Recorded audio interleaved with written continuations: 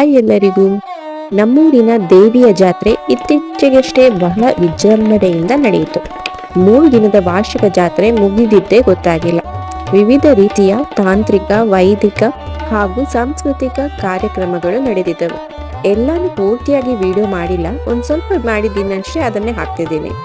ಮೊದಲ ದಿನ ಸಂಜೆ ದೇವಸ್ಥಾನದ ತಂತ್ರಿಗಳಾದ ವೇದಮೂರ್ತಿ ಬ್ರಹ್ಮಶ್ರೀ ಗೋಪಾಲಕೃಷ್ಣ ಇವರನ್ನು ಮಹಿಳಾ ಮಣಿಗಳು ಕಲಶವಿಡಿದು ಪೂರ್ಣ ಕುಂಭ ಸ್ವಾಗತ ಮಾಡಿದ್ರೆ, ಮಕ್ಕಳು ಕುಣಿತ ಭಜನೆಯ ಮೂಲಕ ಬರಮಾಡಿಕೊಂಡ್ರು.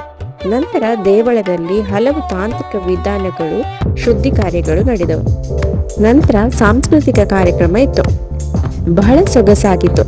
ನಂಗಂತೂ ನನ್ನ ಸ್ಕೂಲ್ ಡೇಸ್ ನೆನಪಾದ್ರು. ಪುಟ್ಟ ಮಕ್ಕಳಿಂದ ಹಿಡಿದು ದೊಡ್ಡವರು ತನಕನೂ ಡ್ಯಾನ್ಸ್ ಮಾಡಿದ್ರು, ನಾಟಕ ಮುಂತಾದವುಗಳಲ್ಲಿ ಪಾಲ್ಗೊಂಡಿದ್ರು. ಅದರಲ್ಲೂ ದೊಡ್ಡವರು ಮಕ್ಕಳಂತೆ ಮನಬಿಚ್ಚಿ ಕುಣಿದಿದ್ದು ನೋಡಕ್ಕೆ ಖುಷಿಯಾಯಿತು. ಸ್ಕೂಲ್ ಡೇಸ್ ನಂತರ ಎಲ್ಲರಿಗೂ ಈ ತರ ಅವಕಾಶ ಸಿಗಲ್ಲ ಅಲ್ವಾ? ಸಿಕ್ಕಿದ ಚಾನ್ಸ್ನ ಚೆನ್ನಾಗಿ ಬಳಸ್ಕೊಂಡ್ರು. ಎಲ್ಲರೂ ಮುದ್ದಾಗಿ ಡ್ಯಾನ್ಸ್ ಮಾಡಿದ್ರು.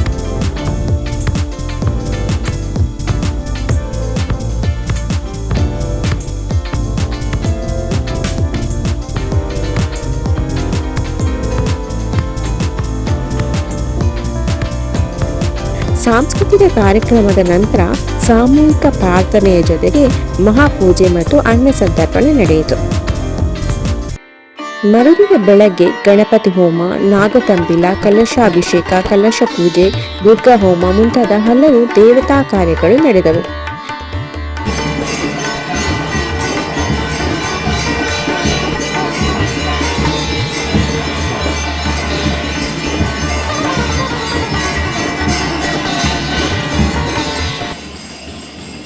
ನಂತರ ಮಧ್ಯಾಹ್ನದ ಮಹಾಪೂಜೆಯ ನಂತರ ಶ್ರೀ ಮಹಮಾಯಿ ದೇವರಿಗೆ ದರ್ಶನ ಸೇವೆ ನೀಡಲಾಗಿತ್ತು.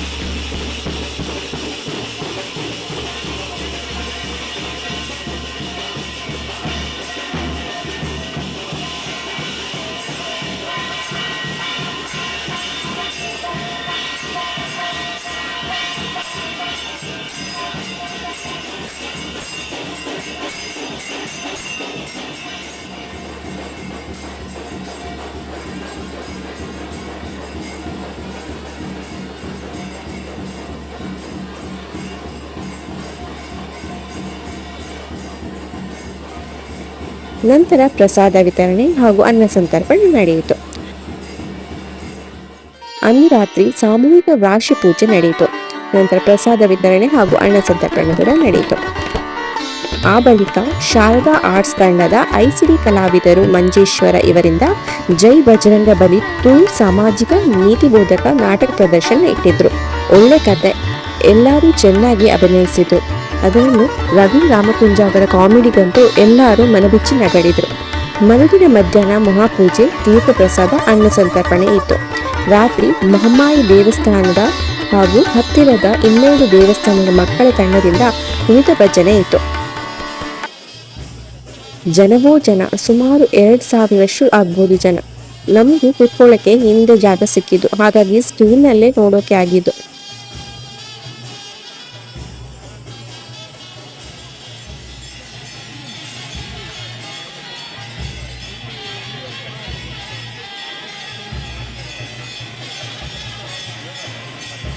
ಜಾತ್ರೆಯ ಕೊನೆಯ ದಿನದ ಮಹಾಪೂಜೆ ನಡೆಯಿತು.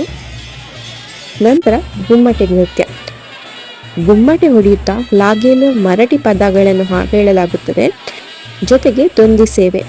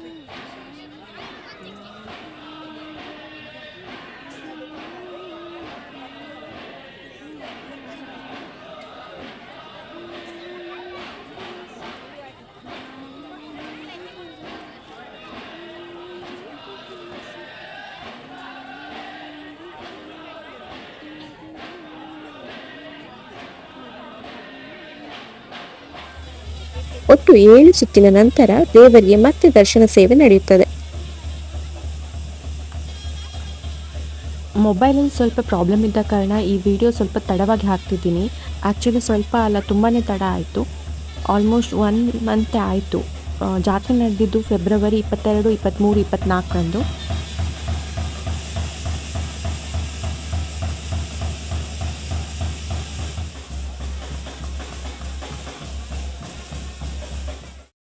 ನಂತರ ಒಳಾಂಗಣದಲ್ಲಿ ತೀರ್ಥಪ್ರಸಾದ ಹಾಗೂ ದರ್ಶನ ಪಾತ್ರೆಯ ಬಳಿ ಪ್ರಶ್ನೆ ಪರಿಹಾರಗಳು ನಡೆಯುತ್ತಿರುತ್ತವೆ. ಜೊತೆಗೆ ಹೊರಗಡೆ ಅನ್ನಪ್ರಸಾದ ನಡೆಯುತ್ತೆ. ತೀರ್ಥಪ್ರಸಾದದ ಕ್ಯೂವೇ ನೋಡಿ ಹನುಮಂತನ ಬಾಲದ ತರ ಆಗಿದೆ, ಅಷ್ಟೊಂದು ಜನ ಇದ್ರು. ಸೊ ಅಲ್ಲಿಗೆ 3 ದಿನದ ವಾರ್ಷಿಕ ಜಾತ್ರೆ ಸಮಾಪ್ತಿ. ಹಲವರ ಸಮಸ್ಯೆಗಳಿಗೆ ಈ ದೇವಿ ದಾರಿ ತೋರಿಸಿದ್ದಾರೆ. ದೂರಗಳಿಂದ ಭಕ್ತರು ತಮ್ಮ ಸಮಸ್ಯೆ ಹೊತ್ತು ಬರುತ್ತಾರೆ. ಈ ದೇವಸ್ಥಾನದ ಬಗ್ಗೆ ತಿಳ್ಕೊಳ್ಳುವ ಆಸಕ್ತಿ ನಿಮ್ಗಿದ್ರೆ ಈ ಚಾನೆಲ್ ನ ಓಪನ್ ಮಾಡಿ, ಅಲ್ಲಿ ಶ್ರೀ ಮಹಾಮಾಯಿ ದೇವಸ್ಥಾನದ ಪೂರ್ತಿ ವಿಡಿಯೋ ವಿವರವಾಗಿ ಹಾಕಿದ್ದೀನಿ. ಹಾಗೆ ಈ ವಿಡಿಯೋದ ಎಂಡ್ ಸ್ಕ್ರೀನ್ ನಲ್ಲೂ ಹಾಕ್ತೀನಿ, ಕ್ಲಿಕ್ ಮಾಡಿ ನೋಡಿ.